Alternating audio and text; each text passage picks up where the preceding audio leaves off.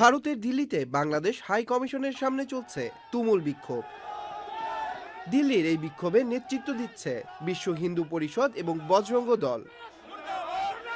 পূর্ব ঘোষিত এই প্রতিবাদ কর্মসূচিকে ঘিরে নিরাপত্তা বাহিনীর উপস্থিতি থাকলেও এ সময় পুলিশের ব্যারিকেড ভেঙে হাই কমিশনের দিকে আগানোর চেষ্টা করেন বিক্ষোভকারীরা। সম্প্রতি বাংলাদেশের ময়মনসিংহে দীপু চন্দ্র দাস হত্যার প্রতিবাদে দিল্লিতে এই বিক্ষোভ কর্মসূচি বলে জানিয়েছেন স্থানীয় গণমাধ্যম।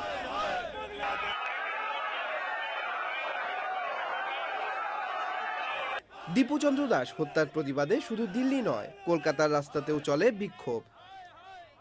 এনডিটিভির তথ্য, বিক্ষোভকালীন সময় পুলিশের সাথে প্রতিবাদকারীদের ধাওয়া পাল্টা ধাওয়া চলছে। এ সময় সেখান থেকে বেশ কয়েকজন বিক্ষোভকারীকে আটক করে দেশটির পুলিশ। পূর্ব ঘোষিত প্রতিবাদ কর্মসূচিকে কেন্দ্র করে মঙ্গলবার সকাল থেকেই চাপা উত্তেজনা ছিল দিল্লিতে।